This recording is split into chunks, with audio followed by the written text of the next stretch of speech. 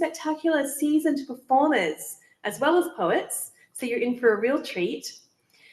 I want to begin with Marie Metaphor Specht, who is a multidisciplinary artist and poet living on the unceded territories of the ʷəŋən and SENÇOTEN-speaking peoples. Marie is a long-time member of the Canadian spoken word scene. She's currently serving a 2-year term as the 6th Poet Laureate of Victoria. And Marie's poetry has been published in lots of journals like Oratorealis, someone's saying that wrong, Untethered Magazine, Chestnut Review, the Hellebore, Room Magazine, among others. And her debut poetry collection, which is for sale just here, is called Soft Shelters, and it's out with Right Bloody North, and it's available. Please welcome Marie Metaphor.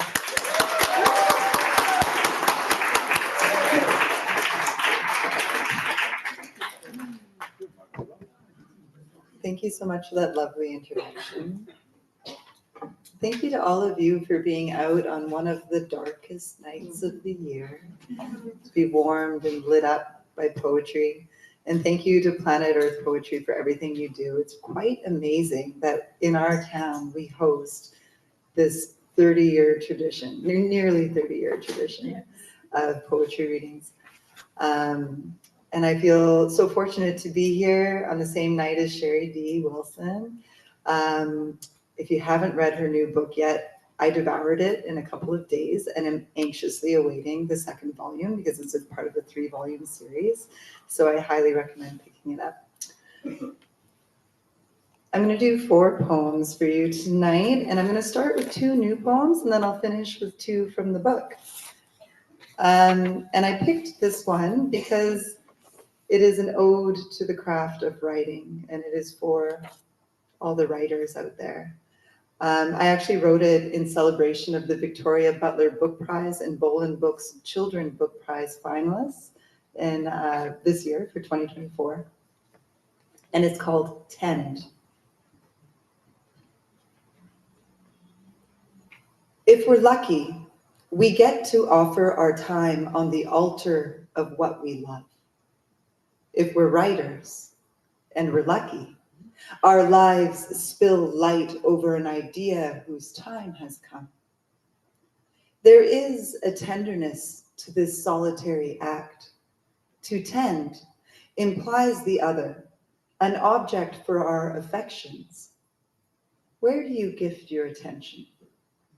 What do you care about most?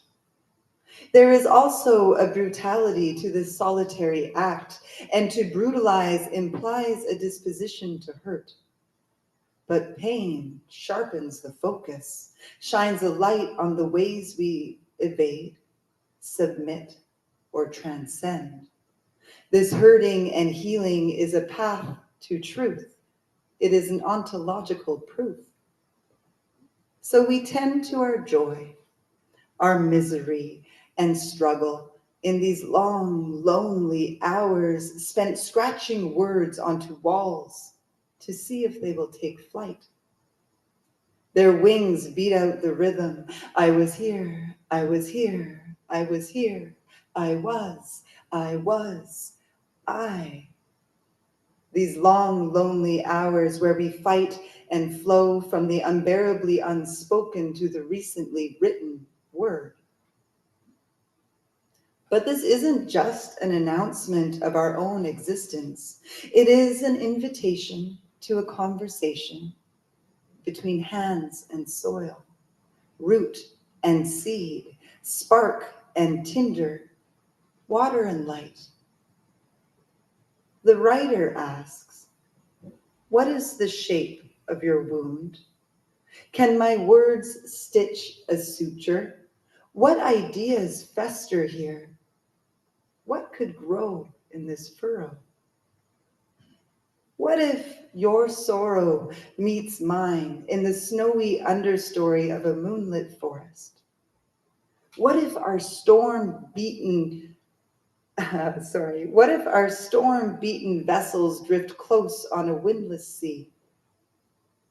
What if my joy shatters just one of your long-shuttered windows? What will shine under this new and broken light?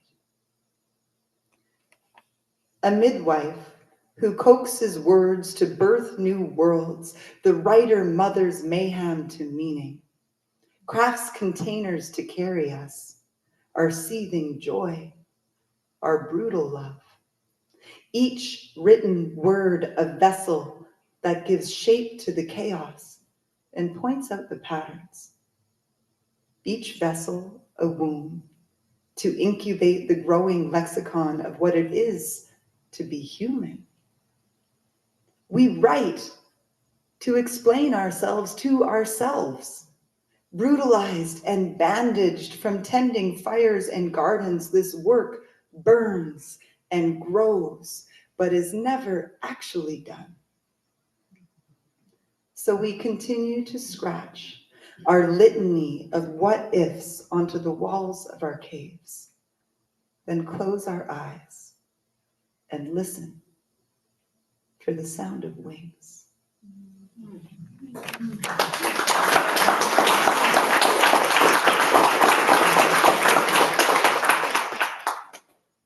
I'd like to dedicate the reading of this poem to a young poet named Nova, who is no longer with us, who I had the privilege of working with at Artemis Place Secondary.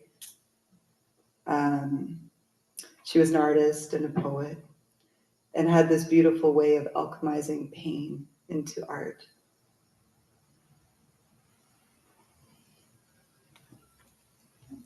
This one's called Even in the Dark. It's a kind of gratitude, isn't it? The way the bud bursts to blossom, each petal an unfurling thank you to the sun. It can be so much harder for us humans to find our gratitude. Granite gray days steeped in grief are tough, plentiful, and rightly, justly so. This world of ours offers so much worry. When the ink of it seeps into your pages and you cannot see beyond your own dark edges, remember that you are an underlined passage in someone else's story. It isn't just your life and my life, their life and our life. There is only us, all of us. Extraordinary, unknowable you. With your private collection of joys and suffering, with your secret thoughts and hidden tenderness, with your voice and humor, your singular ache, your nuanced wonder. You have offered something of yourself to this world, and the world is changed as a result. You have offered something of yourself to this world, so in turn, I offer you this blessing. Let your waters be clear and still. Let your glass be full and your table long. Let your roots be deep and your branches supple enough to dance through any storm. Let there be days when you are safe and willing to unfurl your gratitude to the sun. Let every dog-eared page of your life indicate a small beauty you may return to. A moment you shared a fear or a laugh. That time you were mostly wet shoulder and steady arms. Each time you noticed something ordinary and breathtaking, like a face, any face, when you are really able to look. Our lives are built of these moments, the small common beauties, the shared darkness, all the times we saw each other, the times we connected and helped. This is how you offer yourself to the world and how the world offers itself to you in return. Let these moments be a reminder of your place in the fabric of things. Fold the corners of their pages.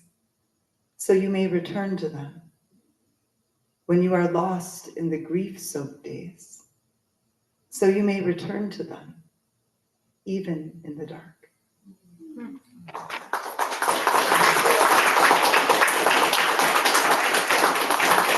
you. I'm going to finish with 2 poems from my book. They're both from the section titled The Alchemy of Becoming More. So if you want to know more, you'll have to take a look at the book. This one's called May You Be Free from Suffering. And it's for Wolfgang.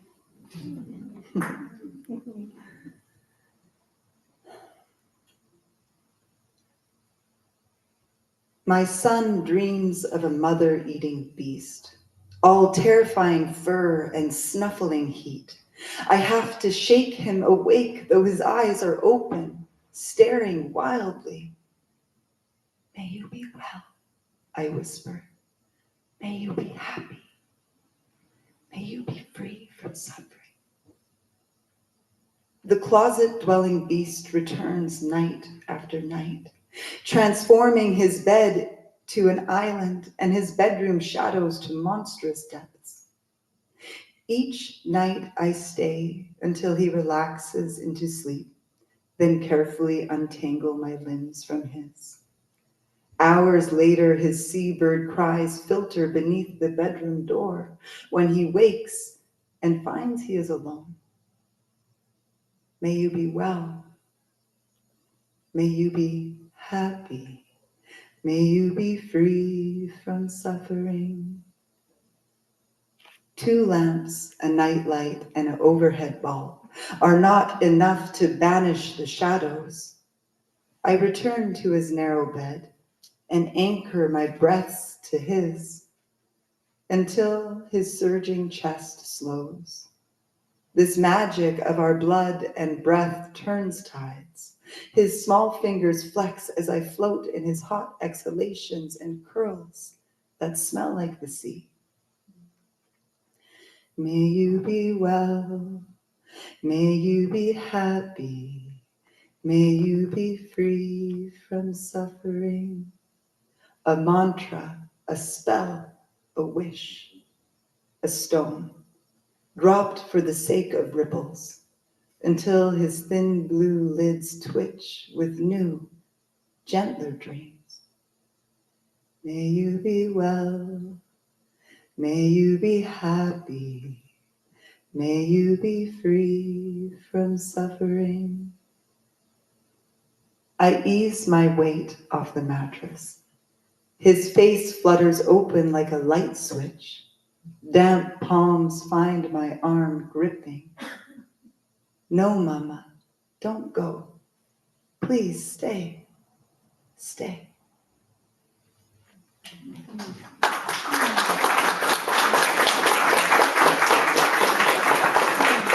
Thank you so much. I was so impressed with the open mic tonight, and I find that's the case every time I come here. This last poem I'm going to perform is called Wolf Path, and I use the mantra, the recitation abracadabra, which is actually an ancient Mesopotamian word that means I create as I speak. And I think when we gather to participate in this ancient human tradition of oral storytelling, we're creating new worlds. We're creating the world that we want to live in. Oh yeah, I should probably tell you this part too. So anthropologists have found this incantation written on talismans that were worn close to the body in a triangular form. And how it works is abracadabra is written on top, and then on every subsequent line it drops a letter until you get to the final A, which is the pure, unadulterated self, stripped away of disease and suffering. This is called Wolf Path.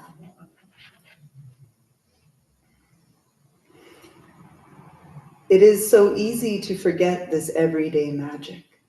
The idea gains form when we speak its name.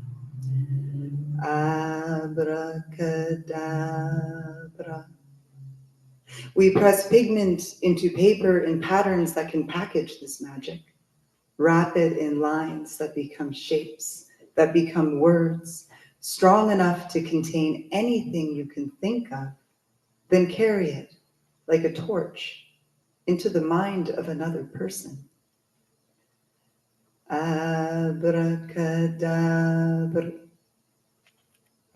My son looks at text on a page like groping in the dark, concentrating as though his eyes can compel those marks to meaning, kindle the dark to light. Tell me what it says, Mama. It's so easy to forget we all start in the dark. Abracadabra.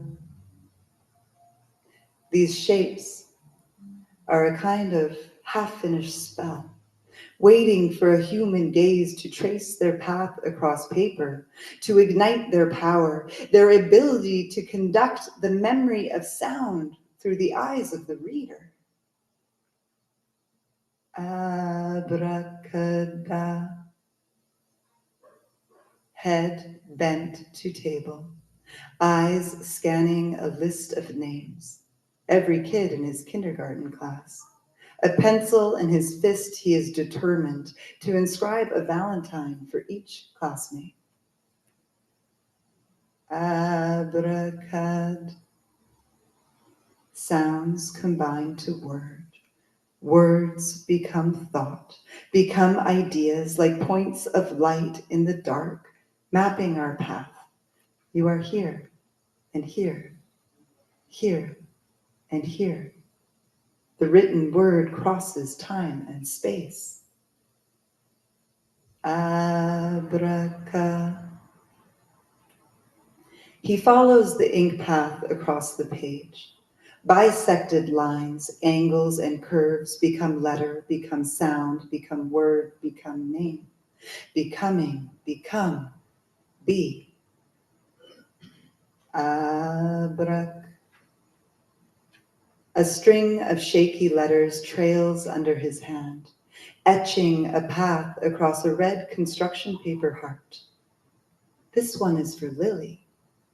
A name is such a small package to hold a whole person. Abra. It is so easy to forget our journey from looking to understanding. After groping in the dark, we find a door. There is a crack of gold that grows as we push forward, a dazzling invitation to step into a world of light.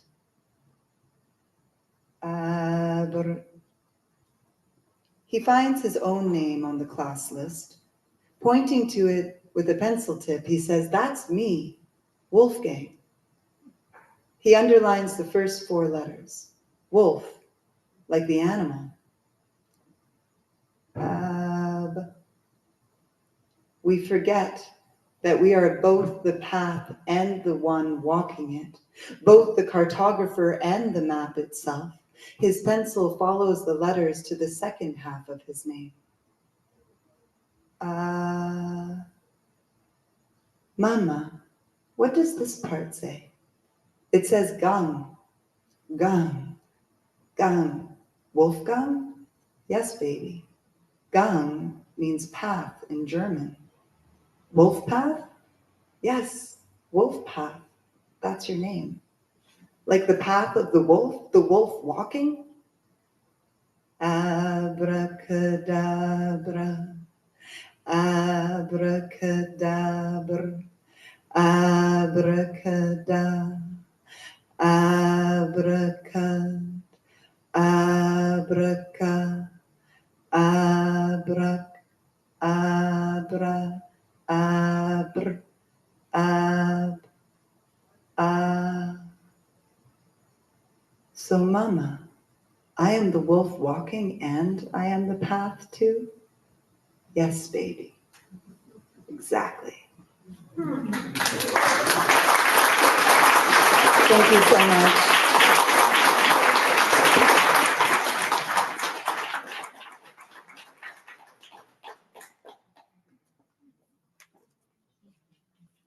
Wow, amazing. Thank goodness it's Sheri-D following Marie and not the rest of us. Thank you so much, Marie. Sheri-D Wilson almost needs no introduction.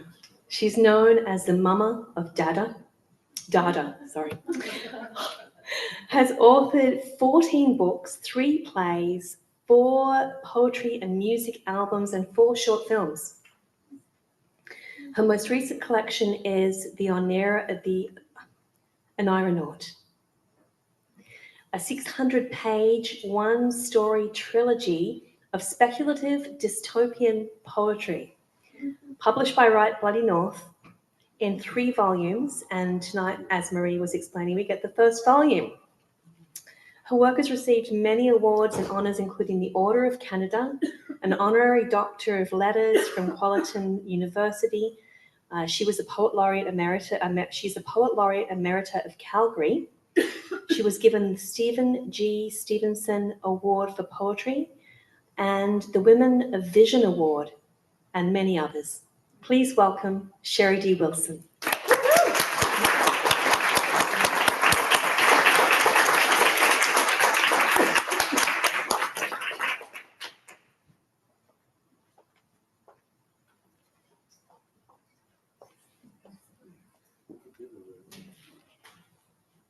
Good evening, everyone.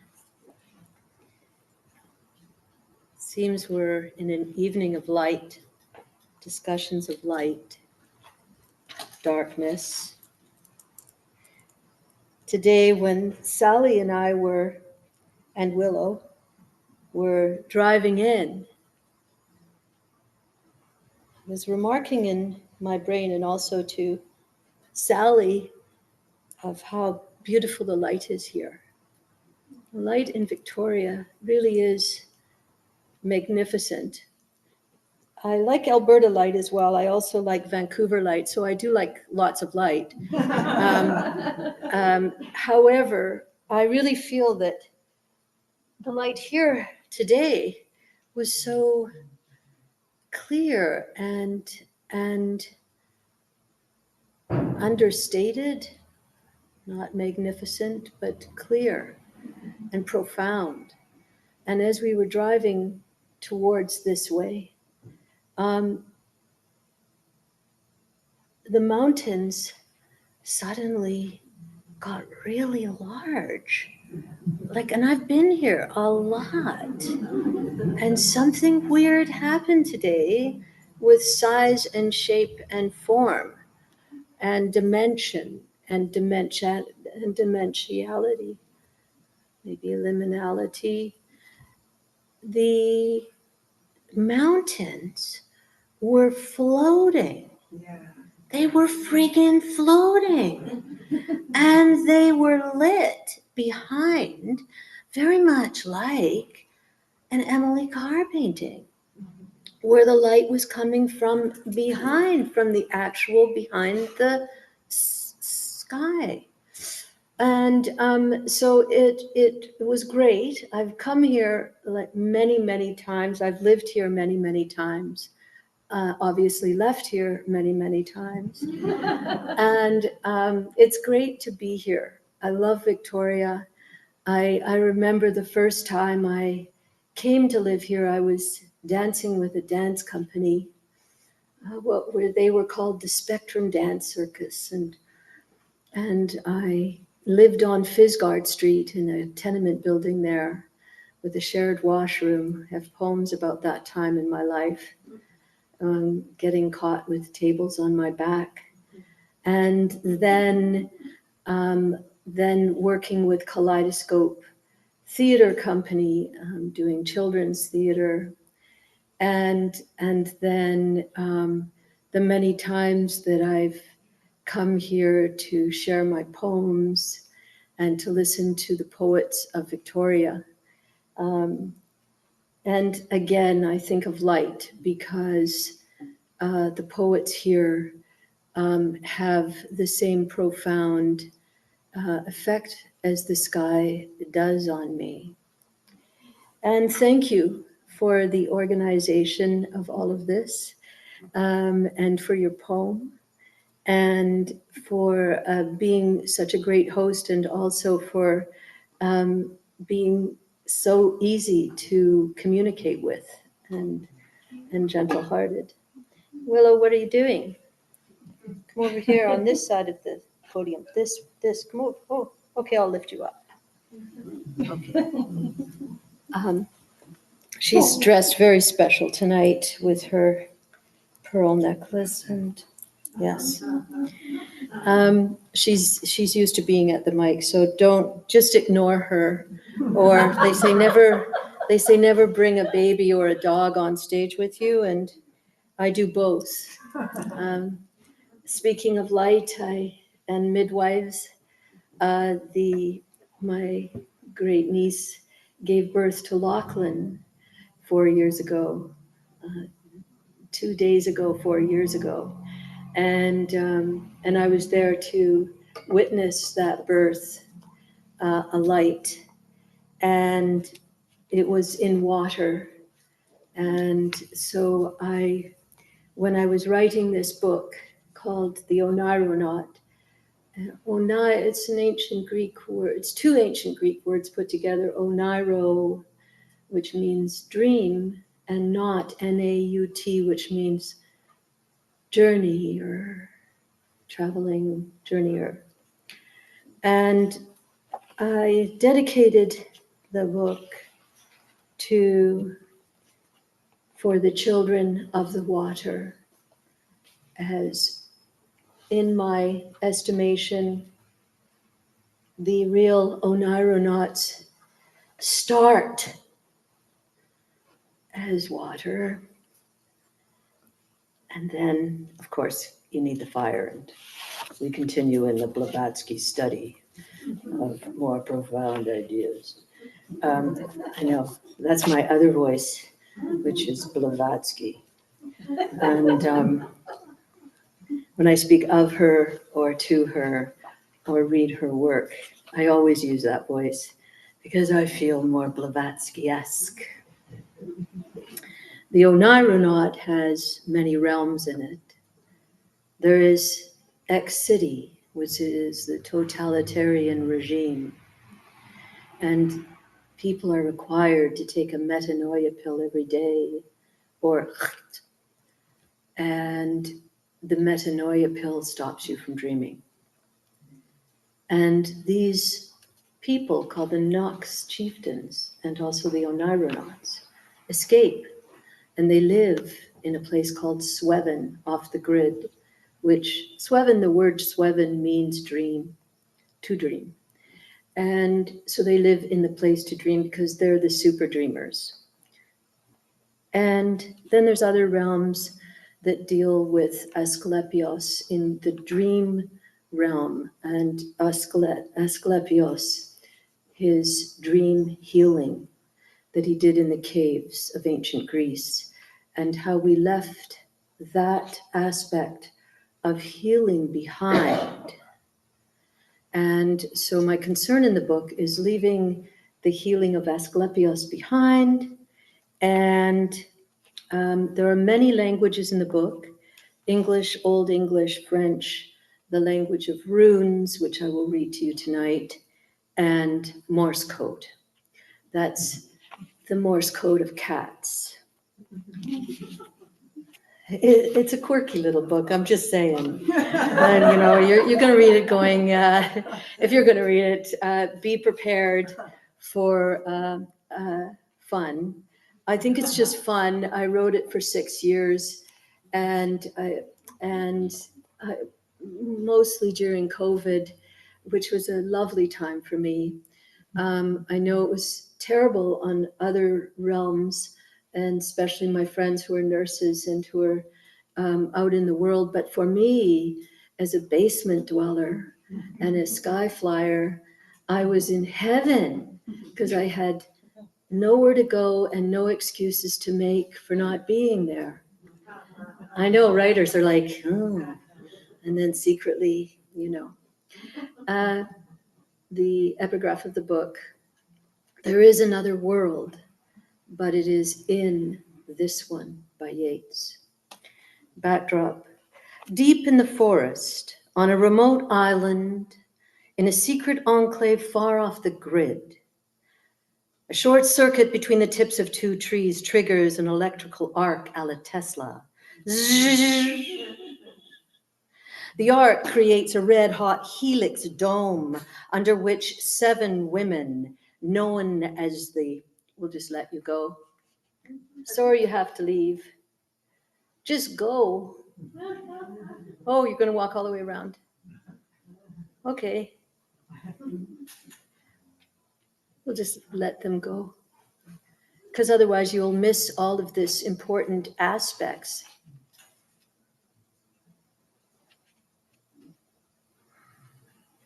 It's all cool. Just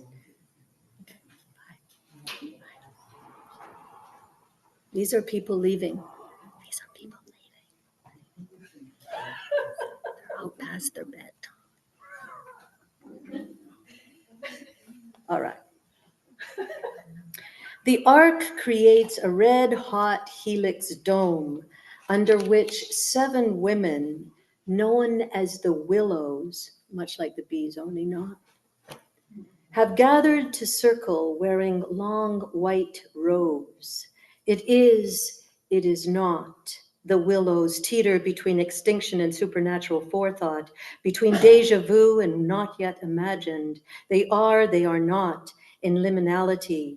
As they reach up into the night sky, their telekinesis jointly amplifies hive mind into a dome, a humdrome, a dome of hum, a high buzz tone. Spell casting they are. They focus their riveting power, wrangling the fire current with its tendrils adroitly into a single blazing sphere, one luminous star. The air crackles, quasi-sun afire.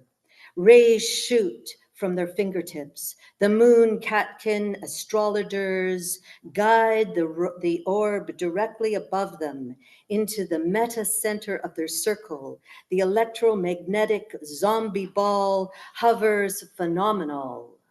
Amid earth tremors, space stretches itself. Outside the visible universe, addling a dimension into suspension. A high-pitched whistle sounds echoes,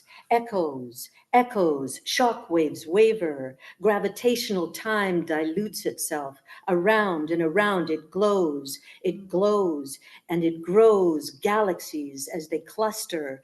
A red shift impossible to tell if it's dragging or pushing.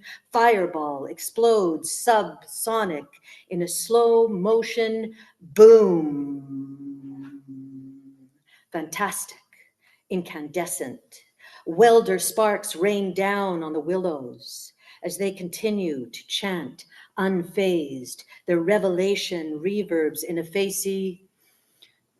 Now, did I say in a spacey, not spacey, spacey. And this is the prologue, and it includes the rune language. And they're like they were as they're saying this in chorus. It's like a Greek chorus. There's Greek all the way through, blah, blah, blah. Prologue. Briga bram ya, gringa kre. The willows speak crow in chorus. The country has fallen into chaos under the razor thumb of brutal dictator Lester Maggot, head honcho, director of the DOD, Department of Dreams, or should we say the anti-dream regime, a machination hiding behind a smokescreen of lies. Ra, ra, gre, gra.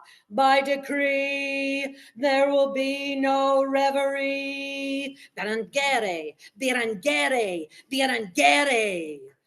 The DOD requires all citizens of X city to take their metanoia pills every day. Meds that alter fate by force of law. In a slash of the great death claw, they say, take your pill or die in the blink of an eye. No illusion.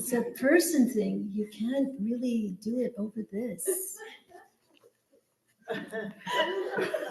You can hear me, but you can't see me. It's endless, really, isn't it? Rain, that's where I was. Rain's in X City. Ere yesterday morning, just as I was about to pop my metanoia pill, a bomb went off in my brain and I flushed it instead. Can't really explain it in words. Somehow I knew with my whole being it was just time to stop taking that pill. Then today at work, out of nowhere, my boss slithers up to me, up to my lab station and says, and hisses, "We're sorry." His circuitous eyes brile over the slick white floor like serpentine in a serpentine S shape. He continues, "To advise you, Rain, blah, blah, blah. It is with great regret, blah, blah, blah. Government cutbacks, blah, blah. New focus, blah, blah, blah. You will come to see this new appointment not as a disappointment, but as an opportunity." In my brain, without batting an eye, I flipped the script. And just as the word opportunity comes out of his serpentine lips, "I quit," flies out of mine. "You can't quit," he smirks. "You'll never survive without the security of the DOD. I impart, "I'd rather live a single day than be the walking dead forever." And I split. Snap, a new chapter begins before the page has time to turn. I empty my locker and leave the caged world of my lab life behind. Goodbye and good riddance, old life of mine. Wow, is this really happening? Blah, blah, blah, blah. She walks in the freezing cold, could be said in Canada. And she's cold. She goes into a bookstore, but bookstores are actually off limits. They're called bait stores. And so it's ironic, but here we are. She goes into a bait store, one of those honey pot spots. And, she goes to the back of the bookstore where you usually find poetry. And, and she stumbles upon an old, battered, beat up, worn, torn magazine called Scientific Now. And she grabs it, like you read poetry. And she says, "Evocative image. A human-like creature floating in a cobalt blue suit. Could be underwater or outer space. Could be deep sea diving gear or an anti-cosmonaut suit. Far-fetched, yet incredible. They're floating, free, floating, flying, attached to a snaky life support type umbilical cord. Love it, leave it. Love it, leave it. Love it, leave it. She opens it up. It opens to the exact page. The Oneironaut reaches out from the center of the journal and grabs my imagination by the scruff of the neck and screams, "You need to know more. Steal me immediately." What? "No, I can't. It's too dangerous." "Just take it. Take it." Goes on. And I'll finish with a line that somebody that read the book is here tonight. And they texted me and they really liked this line. And it is, "We came from water memory, and to water memory we will return." And so that's the book. I really just want to leave that alone because it's hard to read from, really. You either dig it or you don't. And at the back of the book, it says, "This book is not for everyone," and it's not. It's for certain types of people. Then I'll finish with one more poem. Can you handle one more before I go away? I wanted to read this one because it's just a fun one. The Vancouver, they have this MASH Poetics, and they tell you this is the artist you have to write a poem for. I was supposed to do Taylor Swift, in fact, tomorrow night, but then somehow, magically, it got canceled. I think Taylor bought us out. I don't know what happened. They canceled it. And I was really getting into being Taylor Swift. I was going to be Taylor Swift as an older person. I had her moves down. I was ready. But this was Bon Jovi night. They phoned me and said, will you do a response to a Bon Jovi poem? And I was like, who's Bon Jovi? And they were like, he's really, really famous. And I was like, I've never heard of him.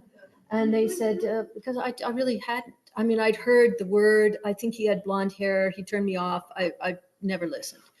And so anyway, he didn't do it for me.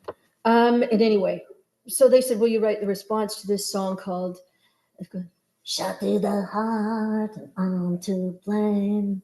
That one? Oh, bad name. We all know it's sort of not. Anyway, so I wrote a poem in response to Bon Jovi.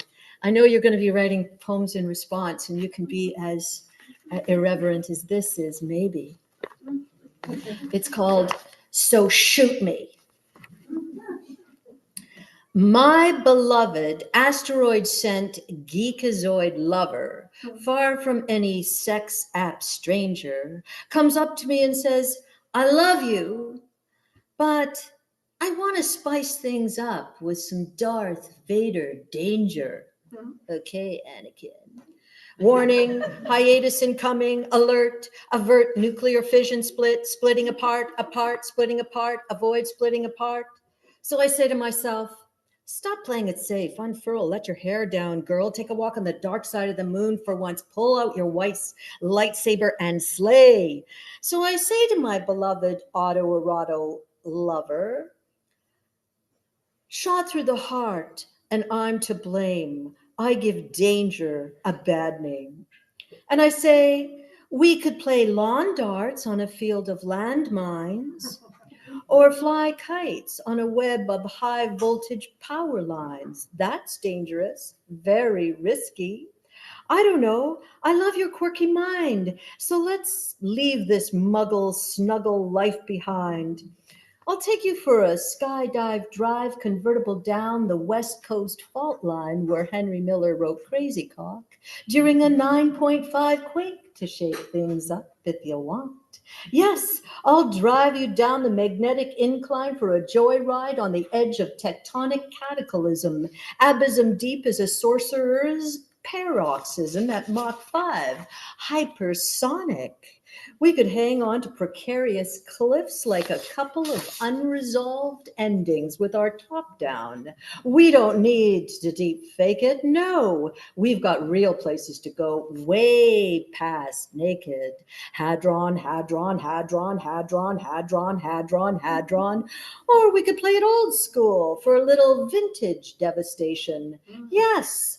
I'll run you a bubble bath and stand at the side of your tub with a live toaster. Now, what could be more electrifying than that? Or I'll taser you. Together, we could be radius and arc over the hum of servers, whispering, you repeat me, you repeat me, you repeat me, till our fractals run out of their own oubliette, held captive in the dungeons of our own minds, no one to hear us scream. Look, baby, you're my isosceles hypothesis, my golden no man. Seriously, we already alternate between spin the ballistic bottle and Russian roulette, uranium headset in deep space vignette. So shoot me through the heart already, 'cause bottom line, I think we fade out well together. Yes, I know you're a lot younger. Remember, you called me a cradle robber? Well, that would make you a gravedigger. And what could be scarier than that? You say you want danger. Handcuffs are for kids. Love is scary enough. It's the real strange matter, because when you open your heart, Mars keeps getting closer every day through clouds of stone. I want you to know you showed me what it means to be otherworldly and human at the same time, to reach out a hand in the darkness and find yours reaching out for mine, open in truth. Now that's the real event horizon. Love's greatest danger is love itself, and the fear of losing it somehow makes it more beautiful and fragile than death. Thank you.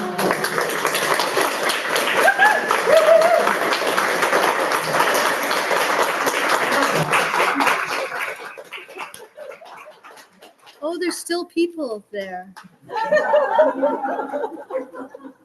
They don't share their pictures either.